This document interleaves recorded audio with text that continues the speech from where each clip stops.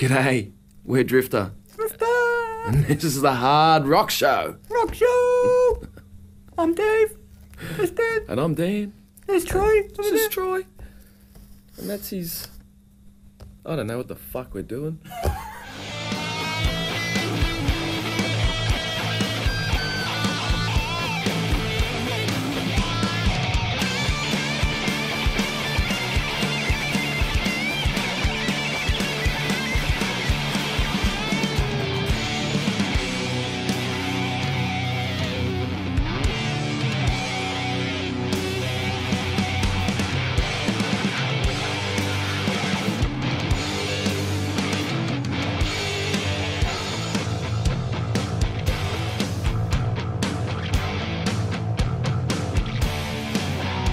Welcome to the Hard Rock Show. I'm Andrew. I'm Dennis. I'm Jimmy. Tonight we're going to give you a few reviews, the pool of which consists of Scanner, Danko Jones, Imogen Brave, and Level 10.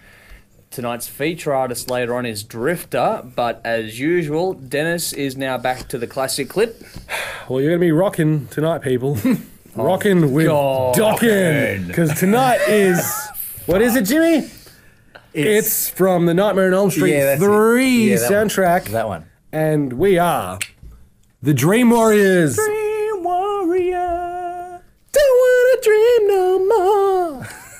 And maybe tonight you'll be gone.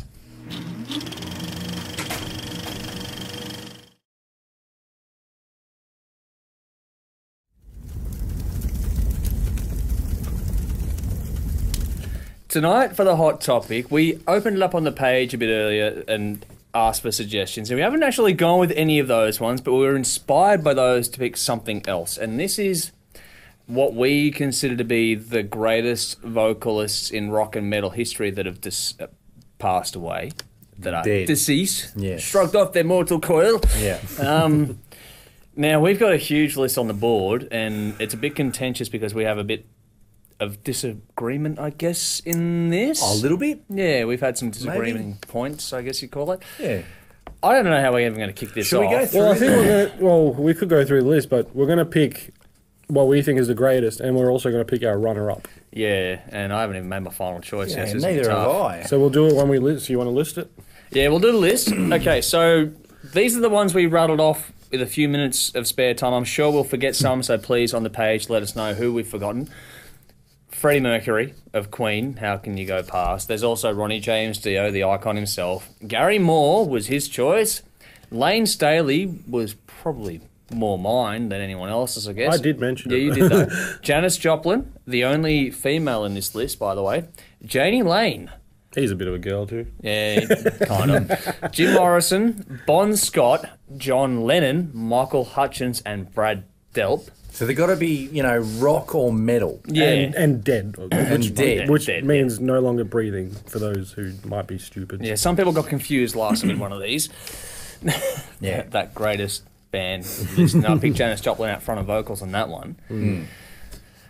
I really don't know. It's a tough one. It's a really tough one. I and know we need mine. your help on the page. All right, well, go on, Dennis. You want to kick go it on, first? Dennis. I reckon the greatest singer of all time is Freddie Mercury, without a doubt, hands down.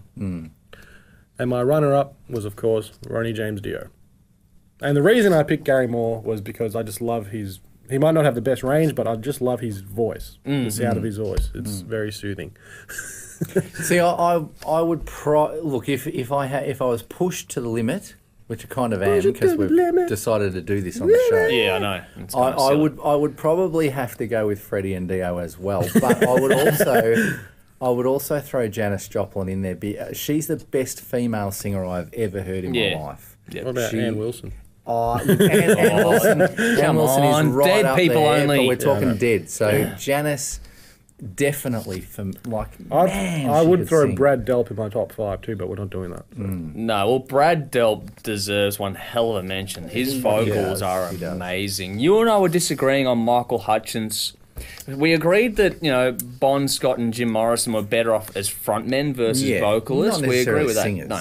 you know. But I disagree with you. I thought Michael Hutchence has a great vocal ability. Well, maybe we could do best frontmen. Yeah, that's another time. Another time. Don't confuse it, Already Dennis. know We're already mine. confused. No, I'm sure you do. Well, who are you going to pick anyone? or are Yeah, you I'm going to have to, aren't procrastinate, or I? what? Freddie Mercury has to go at the top. I know it's going to be a really boring fucking segment now, but Freddie Mercury has to go at the top because just his vocals, and there are some stems out there of just his raw vocals, and they are phenomenal. And He was just amazing. real and raw, and just his ability to harmonise as well was fantastic. And Yeah. the way he could go across different platforms. Yeah. We were listening to him doing something with an opera before Yeah, we started filming Barcelona, this. yeah. He was able to cross genres with no effort. Oh, yeah. That guy. For sure. And so that, and he was Meat and Potatoes was, the rock, borderlining on metal with some albums, and you can't go past that in my mind for just pure ability and talent. For me, it's probably going to be a tie between Dio and Brad Delp, I reckon. Yeah. Two completely different singers, but Yeah. what they could do with their voice was just on par with each other in my mind. And yeah. so many honourable mentions there. It's For those very who hard don't for me to know- not put Lane Staley into because I love his voice. But anyway, And for those who don't know who Brad Delp is, Boston. yeah. More than Just- a feeling. Just listen to the vocals. I don't care how hard or not it is, but it's definitely rock That's right. and deserves a mention here. But no, his vocal is fucking amazing. I wonder who we have missed. I'm sure, I'm sure we've missed a somebody. lot. So, you people on the page. Yeah. You're wrapping this up. Let us know because, when we did this in 5 minutes, so Yeah, barely. we've probably missed. So we all picked Freddie. Someone, but Yeah. Freddie and Dio. It's a tough one. You could go on all night. We could. We Are we gonna were give- debating this for half an hour before we sat down to film it. So Are we going to give him a 30-second clip of Freddie? no. Everyone knows Freddie. You should, if running you're out of watching this time. show. Over to you. Give us your thoughts on the page. Do it, do it like a dog. And may let me have mercy on your soul if you don't know.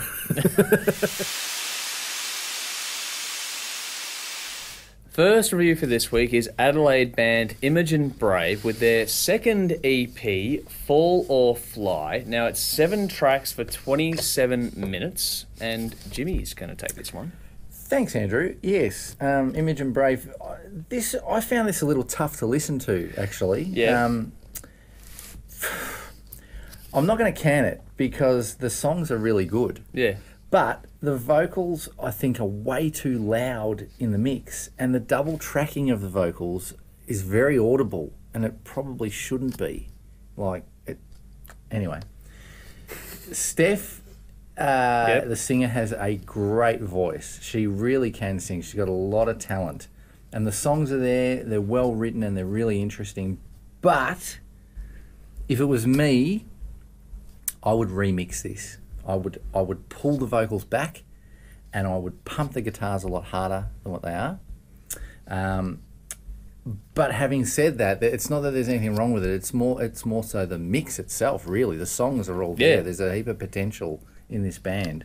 I gave it a 6 out of 10. The song I picked was Alive, but yeah, I just think the vocals are just a little bit too up front for my liking. Well, I was disappointed to learn that there is no one named Imogen Brave in the band. Kind of defeats the purpose, yeah? Yeah. Give those vocals some more damn reverb, I say. Well, yeah, that too, yeah. It would be much better. No, I think a bigger reverb because there's a Yeah. nice plate reverb on there, Yeah. but it's too It needs- short and tight. Same with the drums. They're buried in the mix. Yeah. Need to be louder. And the guitars, like you said. Overall, the production needs to be better. There's absolutely zero depth and atmosphere, and I was really, really missing that because, like you said, the songs are good. It's different, Yeah. and it's good. I gave it a 6 out of 10. My standouts were Alive and Bang Dead. Cool. Well, I picked Vices, Alive as well, and Bang Dead. So those are the 3 tracks. There's a nice little a cappella section in Bang Dead, which is actually really well done. I like that. I get what you guys are saying about the mix, and I agree with you. The thing that I found is that it actually, the more you listen to it, the more you adjust to the mix, and then it doesn't become so bad, That's toward with the anything, end. though, really. Isn't it? Exactly, and you shouldn't need to do that in a mix. I'm just saying that if you give it the time, you'll get used to it and it'll be okay. Because the songs are fucking great. Yeah, the that's- songs are really yeah, good. the potential is there. Yeah, this is for fans of bands like Bellicera, Shadow Queen, or Sub Rosa. Just rattling off a few Melbourne ones there. The track Alive reminds me so much of the track Slither from Velvet Revolver. It's got the same groove and vibe on it, which is actually really cool. It's not a rip-off, it's just it feels the same. And that's a really good songwriting credit to them and how they've gone about doing it. There was actually one track that reminded me of a Smashing Pumpkins song. Yeah? I'm not It a had huge like a Smash Mouth. really similar riff. Okay. I'm not a fucking fan either. But Yeah. Okay, cool. No. Bullshit, you love them.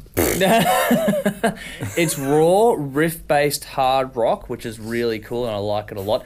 Attitude. I reckon live, these guys would be I think they'd be pretty unreal. good live, Yeah. yeah. Because her voice is perfectly suited to that aggressive female vocal that you've got a clip of the week coming up, and we were talking about that, how that sort of vocal would suit that song. And the female aggressive, not screamo, but just that raw, aggressive edge in a vocal. Girl growl. Yeah. Like Tony Braxton, Unbreak My Heart. Unbreak. No, that's not that, but you know. Keep digging a hole for yourself, boy. Jimmy does a better girly growl. Sound like the Cookie Monster. But, yeah. Yeah, we just talked. Yeah, don't bring that up again. Okay, we just saw the Oh power. my god, everyone needs to see that. So yeah, the attitude and live, I reckon they'd be really good. Also, the passion and the performances are all really good on this too. There's a lot to like about this EP. The vocals are really good, and the harmonies, especially the male harmony, even though it's back in the mix, when it's there, it's really good. Yeah. It's tight. There's so much potential, but what you guys are saying about the mix is bang on. Unfortunately, this does need to be remixed and mastered, I think so. in my opinion. I think that the vocals are way too out front. Don't use a plate reverb when they're that out front. It's too tight and reflective. It needs to be a bigger room being applied on that. And also, it's more about the blend, the overall blend. They've mixed this in such a way that the vocals are so far out front and the rest of the band is back here. And while she's got a great vocal, when you're listening to a song, you want them to come together and be meshed as one. And the drums are very far back in the mix. The bass lines are almost not there. Yes, you keep buzzing away with your silly timer because you can never get that fucking right anyway. And so that is something I really feel you should revisit on this one, and even if you don't do it for this release, because the songs are there, and it's not about that. The musicianship and all that stuff is really good performances. Yeah, nothing wrong with that. It's just the final mix. Yeah. If the final mix had just had that blending done better, then I reckon I'd give this almost pretty much a 10 out of 10 almost. It's that pretty cool. The songs are that good. So for everyone to know, as this goes to air, they've done a gig with Bella Sierra last week in Adelaide. Yeah. There's a video for the song In Spite on its way soon, and they'll be coming to Melbourne over the next few months. I gave this, with all things considered with the mix and all that stuff, about a 7.5 out of 10 overall, but we'll give you a taste for you to make up your own mind.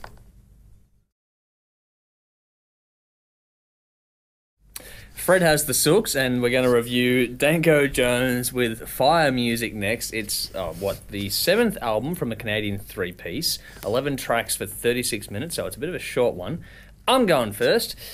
Melodic hard rock, high energy, a bit punky, but also a bit sort of southern rock in there too. Solid sound wall, but the vocals cut through that sound wall pretty well, but they have gone for that loudness war kind of album production value, which I'm not a huge fan of. Yeah. If you're a fan of, say, Volbeat or modern Metallica, maybe a bit of a Misfits in there too, you might enjoy this album. That's kind of where I sit on this one with, relating it to stuff. Yeah. Simple, riff-based, old-school influences, shine through on it, but there's nothing terribly groundbreaking about this music at all. And for all the hype it's gotten over the last few months, I really don't think it's earned it. I think a lot of people are just kissing some ass. As I said, this is a loudness war production album. It's frenetic, one-dimensional, not a lot of anything much going on in here. It's just sort of, boom, here we go. It's good that it's only 36 minutes. The vocals are very dry as well. The songs are short and sharp, sort of punchy to the point, but not a lot going on in them, though. The riffs get very repetitive. The lyrics are a bit cliche. It's unoriginal to a degree, like I said. It's not bad, but it's just a bit boring. And that's my kind of review on it. I give it a 7 out of 10, barely. Do You Want to Rock, I Will Break Your Heart, and Piranha were my picks off of this. Yeah, I kind of agree with you, Andrew. I don't know, this band seems to get a lot of hype. And a lot of people like them, but I know we reviewed their album before this one on this show. And Danko played on the Marty Friedman album. did he? Yeah. Yeah, and I don't know, I just can't really get into this band. I don't know why. It's straight up heavy rock. There's some good songs, but there's some rubbish on there as well, I reckon. I like the guitar work. I like the vocals. I had written down here, I'm hearing bits of Guns N' Roses, some rockabilly stuff, some punk. It's got a bit of everything. Yeah. But It's just not. I don't know. It just But doesn't those do it. all these influences we've listed don't really make the album that interesting to listen to overall. That's the thing. While we're stating all these things, it doesn't quite shine through the way I'd put it on should. at a party in the background. And I keep hearing that they're fantastic live. I haven't actually seen any No, neither live have I. stuff. I should check it out. I had Do You Want to Rock as my song. I gave it a 7 out of 10 as well. 45 seconds. That's how long Danko Jones can play a C chord on the opening track. Down. Yeah. He plays the same chord for 20 seconds straight on the second song. Pretty much exactly the same, just a different tempo. In all honesty, I did not enjoy this album at all. The production, the vocals, the songs, just doesn't do it for me. Nothing against Danko. What a fucking name. Danko! I'm going to say Danko instead of fuck for the remainder of this episode and drink every time I say Danko. Danko! I gave it a 3 out of 10 only because he has a rad name like Danko. No standouts for Danko here. Drinko Danko. On that note, we'll give you a taste. Next up is Level 10 with Chapter 1. It's 12 tracks for 53 minutes. It's the first album from the pairing of Russell Allen from Symphony X and Adrenaline Mob with Matt Sinner, who's a bass guitarist and production guru out of Germany. Another one from Frontiers Records. They seem to be putting a lot of these little projects together, and Jimmy's going to take the lead on this one. Dennis is. Dennis is going to take the lead. Okay, I don't give a shit anyway. I'll go next. Well, my first thought was... So I'm back on your review. My first thought was, holy Danko!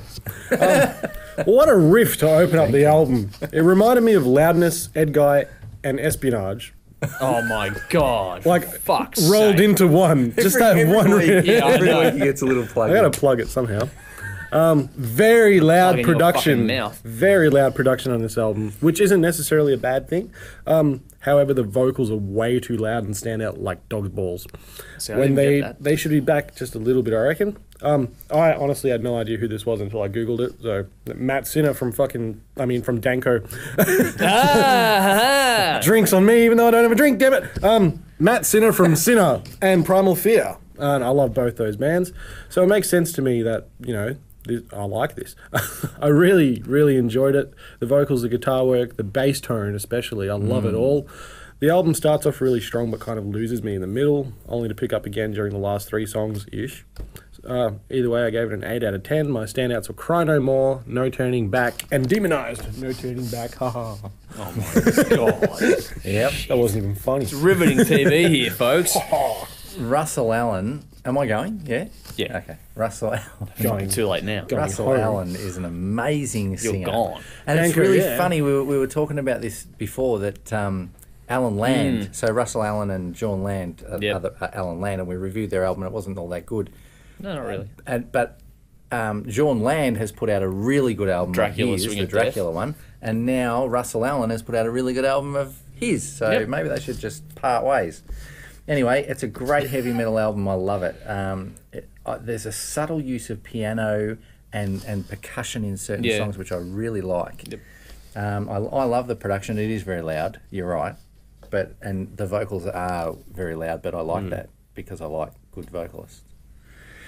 Like you like good guitarists, Dudes wank and like on guitar, I mean, and wank guitar and vocal. Well, anyway.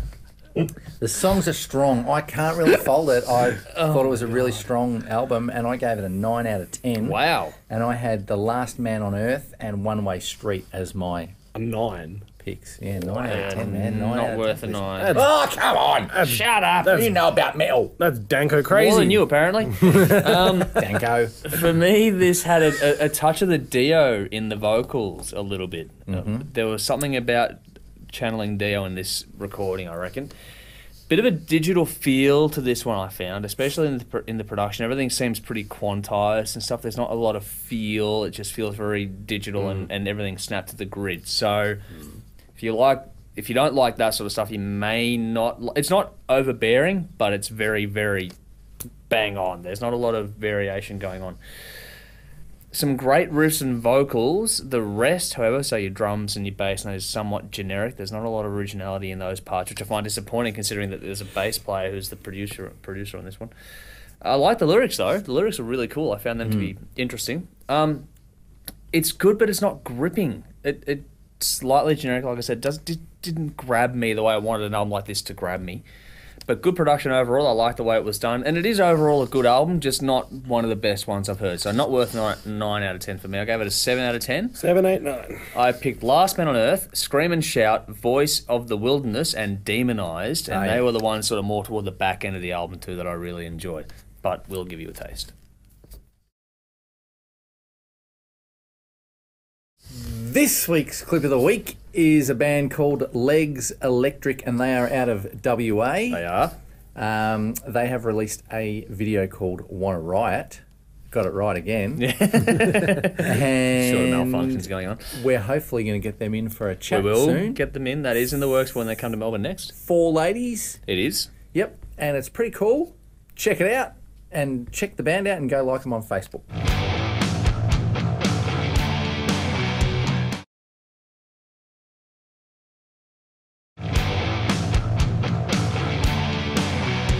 As mentioned at the start of the episode, tonight's feature artist is Drifter with their first album after an EP called Head. The album is called Violent at Altitude. Do you want to do your magic trick? Okay. Please. Go and do your magic trick. Keep talking. It's 13 tracks for 36 minutes, and I'm sure he's going to trip over and hurt himself on the way over there. Always. Yes.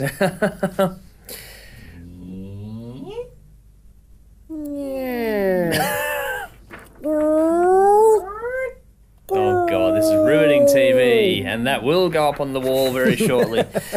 Okay, who's going to go first on this? Am I going first? Yeah, why not? Actually, no, you go first, Dennis. Get the negative one out of the way first. Go on. Yeah, negative Nancy. All right. You negative little bitch, you. Well, I'm going on record to say that I absolutely find this kind of production and guitar tone filthy and disgusting. Yuck, yuck, yuck. In this band's case, I don't even think it works with or complements their style of music at all. This is the kind of production you'd find on a band's first demo, not an EP or album like this. With that said, there is a really Danko cool instrumental with a huge Black Sabbath vibe on the song called Devil Digger. I love that one. It was so good. It saved this album for me. If you're paying very close attention, you'll notice that in almost every single song, there is a different guitar tone used, like they forgot what settings they dialed in on their amps for the previous song they recorded, so they just Dankoed around with the knobs for every next song they recorded. I sure as Danko hope they don't do that live. Pretty sure they don't, Dennis. It was a joke. Oh, really? Anyway, for a local release, this was really disappointing. I would love to hear it with decent production. Nothing over the top or pristine, but just better than what it is. I gave it a 3.5 out of 10 just because of the song Devil Digger, which was my only standout. I love that song. It's a great instrumental. Before you wrap up, I do want to ask you what you think of the songs minus the production. Well, no, yeah, the songs. Yeah. Yeah, you know, it's not necessarily my style, except for the Devil Digger one. But, Yep. you know, I reckon, like I said, with better production, I'd probably really love this. Yep. It'd probably go from a 3.5 to a 7 or something. Yeah, no, Yeah. cool. Just wanted to get that opinion out of you as well while Yeah. you wrote it. Yep. The songs are there, that's for sure. Well, I thought it was pretty good. After all that. 70s punk stoner sort of vibe with the buzzy guitars. Yep. I knew that he wouldn't like the guitars. I knew it as well. It's the first thing on my notes is that Yeah. Dennis won't like this. Yeah. But it's a very loose vibe, very, Yeah. you know, punky 70s kind of vibe, which I didn't really mind. I'm not a huge fan of this style of music either. I'm very much the same as him, but I do appreciate it, what they've done. But, I mean, for the style, I think they've pulled it off really well. Dramatic pause for effect. I love the attitude in the vocals, I've got Yeah. to say. I think he was really, you know, putting it out there. And, Oh, the artwork is awesome too. oh yeah, the artwork's bloody good. You I got really your close like up it. before. Yeah. I had Russian Roulette as my song, Okay, cool. and I gave it a 7 out of 10. I think there's a bit of potential. I get what he's saying. Yeah, I do I too. do I totally do get it. understand what you're saying, and you definitely got a point. But yeah, it's like a punk sort of lo-fi. Yeah. You know, get it done, chuck it out there, and yeah, so it's cool. Yep. Now, I should mention as well, this comes to us via Anthony Moore and Desert Highways. Another congrats to him for another band he's looking after. For me, I put down raw punk energy is where this sort of sits overall. It's a cool retro mood and atmosphere, slightly trippy in parts, which leads to the stoner aspect you were talking about. It's a grower, though. I found the more I listened to this, the more I liked it. It may not be for everyone on the first taste of it, but the more you listen to it, the more you find to like in it. I found that for me. Simple, short songs, to the point sort of stuff. There's nothing really epic and long in this, and the band themselves admit to doing it that way because they enjoy it that way. They don't want to do any epics or anything like that. Retro overall sound and style, like you were saying, back to the 70s sort of, really end of the 70s to the 80s sort of point, I reckon, in sound and production overall. Yeah. Attitude stands out, though. Bloody I oath. love the attitude on display here. The lyrics, though, really do show that, how much it's just bullet to the point, bang, bang, bang, and they're blunt. The lyrics are blunt. Very. And you don't hear much of that going on anymore either, which I think is really cool. It stands out to me. Yeah. There's actually enough diversity on here, even though it's a shorter album for 36 minutes. No two tracks are alike, which I found really interesting to me. Completely stripped back style and approach, though. It's like what you were saying. It's sort of the low end gear approach. Sort of, here's what we got, and we're going to put it out there. And I don't mind that because for the energy and the raw effect they're going for, I reckon they've done well with it. Think sort of China Vagina and 180 Proof, two cats in a bag fighting it out, and you might get somewhere in the ballpark with this for the local bands, ones you know about. It's the right kind of loose for me. I like the theme and the tone that is set in the beginning, the middle, and the end of the album overall, and I think for the style it's actually well produced. I gave it an 8 out of 10. I picked Devil Digger, the instrumental. I reckon that's a standout track. That is really cool. I also picked Dirty Word, Prisoner, and Drugs, and you can do your own thinking on that. But we're going to go to the interview and give you a taste of the music right now. We're here with a couple of the guys from Drifter. How are you? Good, thanks, mate. How are you? Thanks, man. Good, thank you. First of all, introduce yourselves and what you do in the band. My name's Dave. I play drums. I'm Dan. And I sing and play guitar. So we're going to start off with an easy one for you. Hopefully it's easy anyway. Where does the name Drifter come from? Drifter. It's probably not that easy. No. No. Probably not that easy. It's sort of it really goes about our style of music because it drifts from one style to another. Yep. And that's probably basically what it is. Cool. So, yeah, I just come up with it. There's a lot of names we had in the past and no one, no, I don't like it. That was shit. But that one sort of stuck and it sort of just suited us. So, yeah, just ran with it.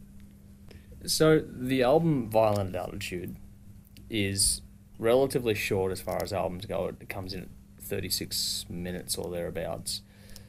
And the songs themselves, and you and I were talking about this before we started rolling, are all pretty short, around the 3-minute mark. And it seems to be about the staple. You'll go shorter and a couple a bit longer, but that seems to be the benchmark for you guys. And is there sort of I want to get your reasoning behind a short album with short songs? Definitely 3 minutes. If we have a song and we're learning it or whatever, and we're practicing it, we'll time it. And if it's going on for longer than 3 minutes, it's too much. You get tired.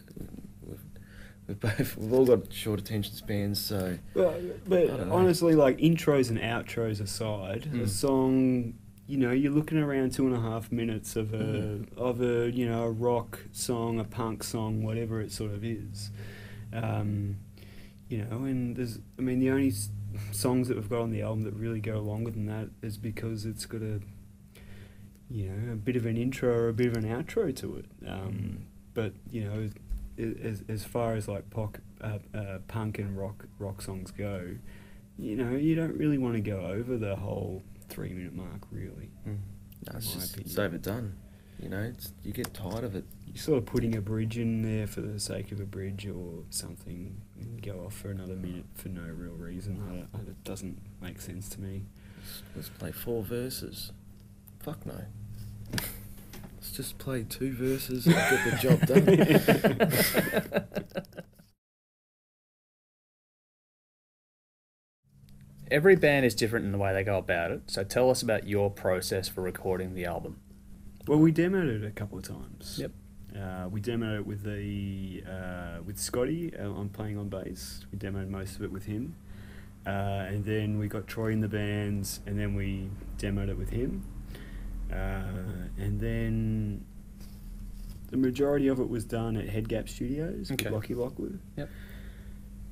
And then after that, it was just a few overdubbing things that we wanted to do, a couple more vocal bits and pieces. So, I mean, overall, all the songs were sort of written over time in rehearsal.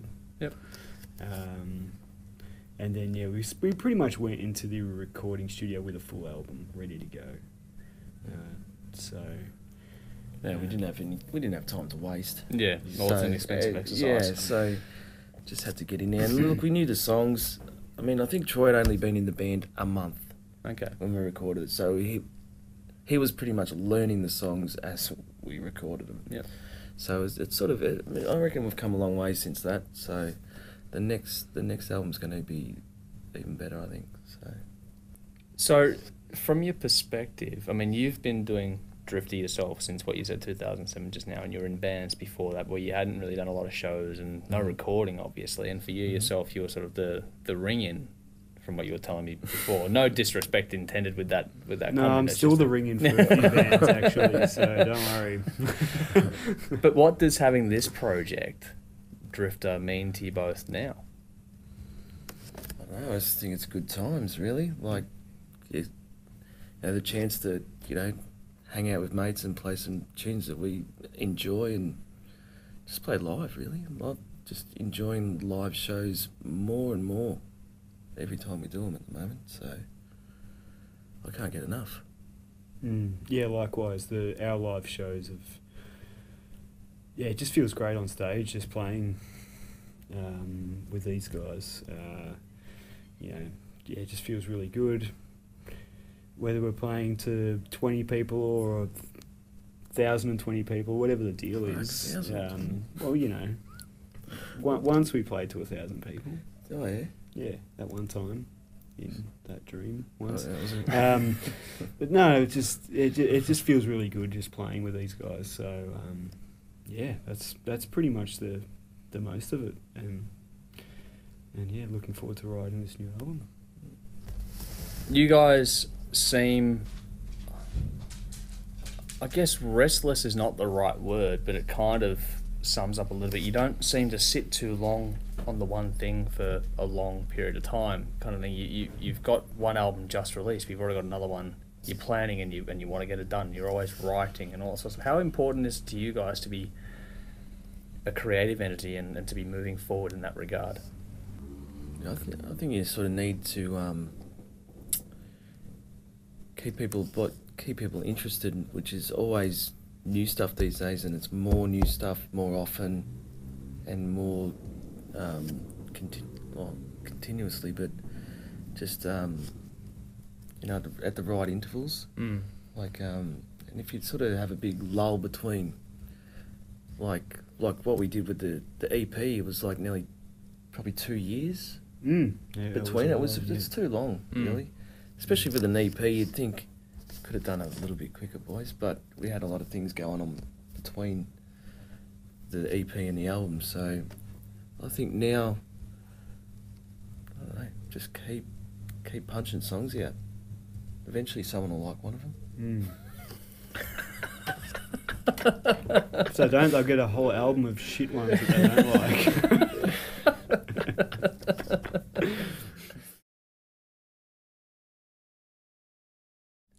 So what is coming up next for you guys over, say, the next 12 to 18 months? Well, there's hopefully another album coming out. I can't be sure if it'll be out within 18 months, but it will well and truly be written and recorded. Oh, it's got to be out. But like in the next, couple of weeks, we've got Live to Air on PBS, Shock Treatment with Kevlobotomy. Looking forward to that one. Cool.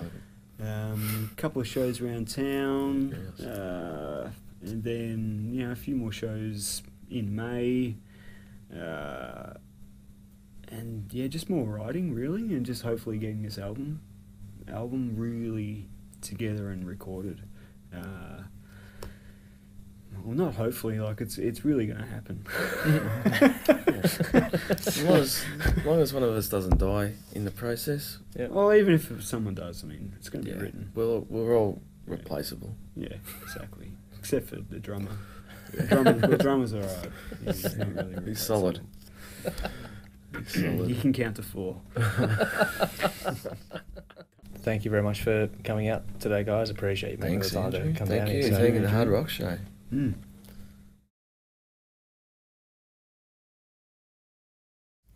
We're back from the interview. Hope you enjoyed that. Time to wrap it up. But before we do, if you liked what you saw and heard there, then Wednesday, 25th of March, they're going live to air, Drifter, on PBS with Shock Treatment with Kev Lobotomy. Nice. I believe it is. Yep. Sunday the 29th of March, you can catch them at Cherry Bar with Scalp Hunter, and Scalp Hunter is a side project band of one of the guys from Chainsaw Hookers. So it'd be a really good fit there, I reckon. So that's what they're up to now. And also, if you head to our page, which I'll put the details up now, we're going to do a giveaway. We've got some signed CDs to give away, so the details are on the page of those ones. Yep. There you go. Violent Get at yourself Altitude. We've got some one of them. giveaways. So get onto the page at the end of the episode for that. But Dennis wants to plug something as well. April 24th at the Bendigo Hotel. There is a great show, triple launch show actually. Harlot are launching their album. Oh, we're looking forward to that. Demon Head are launching their album. Fucking awesome. Espionage are launching. Well, I'm launching my EP, and also Hidden Intent from Adelaide are playing, and Eye of the Enemy headlining, or grave lining as we like to call it. It's a graveyard shift. Doors are at 7:30. It's $15. April 24th, Bendigo Hotel. See you there. Get down there, people. Get your fresh on. Yeah, get your fresh on. Oh my God. Okay, on that note, I think it's time to wrap this up for another week. Thank you for watching. Hope you've enjoyed it. Again, the details are at the bottom of the page, not only for that giveaway, but also for you to leave your thoughts and feedback on tonight's episode. We'd love it. Encourage you to do so as much as you possibly can. Interact with us. We love it. And don't forget about THRS Radio, Andrew, because that is just going great guns. We are kicking ass. It is. With THRS Radio. Yep. Kicking ass, taking names, and we're showing everyone else how it should be done. Bloody oath. And it's very exciting times. So get on it and type it in the Google machine thingy and God. It comes up number 1. I never get told. Every time he says Google machine, I think of Eddie Murphy. Goony Google. What the fuck is Goony Google? What the Danko. What the Danko. Yeah. Danko. You can't even keep your own bloody And thanks for rules. watching, everybody, too. Yes. We like it when you watch. Get involved with our social club if you want to do so, because around the corner in early April we're doing the next filming with the audience, and it's going to be a special tribute episode. More details to come soon. We know what they are, but we're not giving it all away right now. It's going to be a lot of fun. But as always, I'm Andrew. Oh, I hope you're always Andrew, because I'm always Dennis. Oh, that's good to know. And Jimmy's just not even Jimmy. Oh, I'm anymore. Jimmy. Danko. Space Cadet over there, fuckhead. I'm Dankoing it. You are. You're Dankoing everything. Dankoing the show up. You're like a dog just running around humping things. Danko, man. Anyway, dank up and... No, Dank hang on. Same time again next week. Thank you for watching. Until then, dank up. And dank on.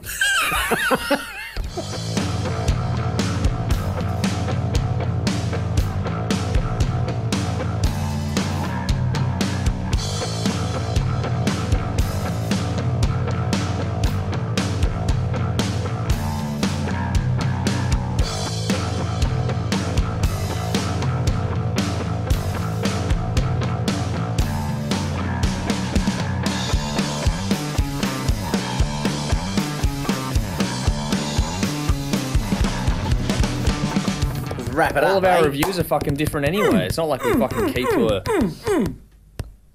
Okay. Punching him. Fuck. I'm punching him. Trying to whack me off or something. The fuck are you two doing? Oh, just having a look at this. What?